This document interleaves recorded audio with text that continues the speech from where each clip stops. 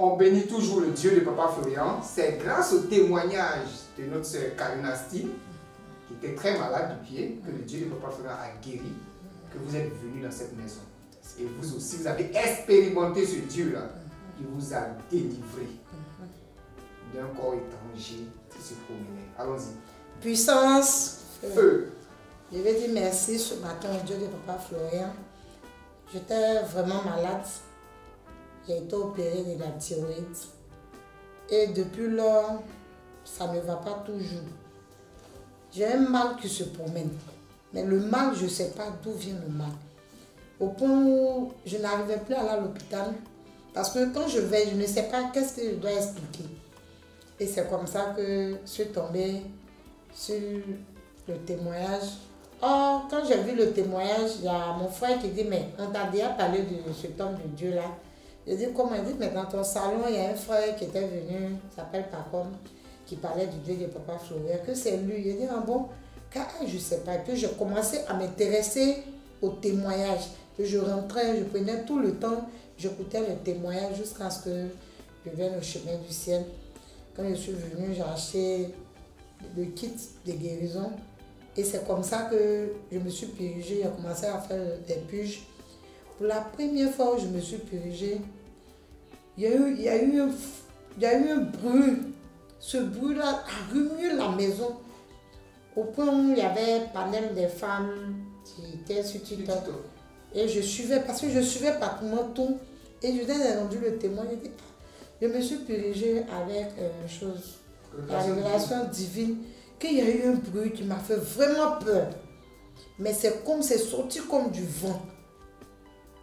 Et c'est comme ça, après, je faisais le traitement. La dernière fois que je me suis purgée, il y a eu un chenille qui est sorti. Habituellement, chenille, c'est qui sort dans les palmiers là. Oui, oui. C'est sorti. Et je n'ai pas pris le temps même de regarder. Quand je me suis levée, je dis, mais moi-même, là, je ne sais pas. C'est qu'il y a dans mon ventre, il ne sort pas, il ne voit pas. Et puis il y a une voix qui me dit, regarde dans le WC. Et je regarde, je vois la chenille. J'étais étonnée. J'ai pris quelque chose, me dit, prends photo. Donc je suis couru, je suis allée. J'ai pris le téléphone sur le lit. Chenille qui était dans le palmier.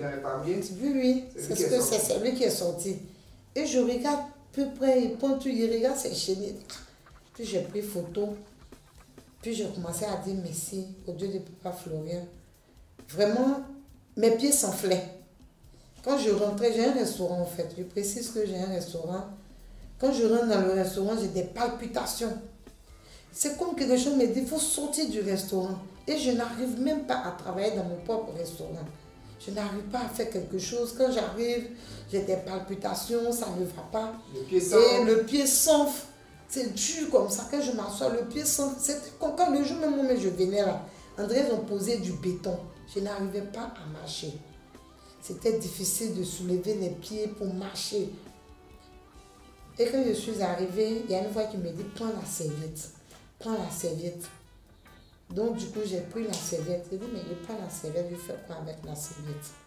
Ça se fait qu'on se sue. Donc moi-même, j'étais dans le taxi, puis il a commencé à me suer avec. Et puis tout dernièrement, il y a la voix qui me dit, prends la serviette, pose ça sur ta poitrine. À chaque fois que tu dois rentrer dans le restaurant, pose. C'est quand j'ai commencé à poser la serviette, même ici, et que la chenille est sortie. Parce que le mal, c'est souvent mon cou s'enfle. C'est-à-dire que mes bras, mes pieds, je ne me retrouvais pas souvent. C'est la voix qui t'a dit, pose ça sur la poitrine. Alors, actuellement même, il y a ça. Il y a ça ici. Tout le temps. Il y a ça. C'est quand la voix m'a parlé. Sinon, moi, je dormais avec. Mais la voix me dit, pose ça là. Depuis, je pose la serviette là. Quand je rentre dans le restaurant, je la paie. Ça va. La tranquillité, ça va. Et la toute dernière fois, quand je suis arrivée, il y a une fois qui m'a dit, prends une enveloppe. Et j'ai pris l'enveloppe. Je dis, mais tout l'argent qui est sur moi, j'ai pris tout. C'est-à-dire quand je viens là, j'achète tous les éléments. Hein. Si elles sont, mais déjà, mes regards, quand je prends l'air, prends beaucoup comme ça, j'arrive, je donne à mes enfants, et dis, ah, le Dieu de Papa Florian, là, vraiment, ce qu'il est en train de faire là, c'est bon. Et je rends le témoignage. Et c'est comme ça que j'ai commencé à faire don des éléments et autres. Donc ce jour-là, quand il m'a dit, prends l'enveloppe, mais l'argent qui est sur moi là, il a pris, tu me dis, prends l'enveloppe. et va avec l'enveloppe. Donc, le monsieur qui était à la porte tout à l'heure, je lui ai expliqué, il dit, ah, il y a une fois qui m'a dit de prendre l'enveloppe. Je peux partir avec l'enveloppe. Il me dit oui, il faut partir avec.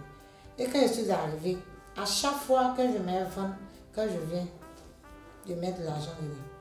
Lorsque je mets l'argent, mes activités ont commencé à bouger. Il y a des clients qui ne venaient plus.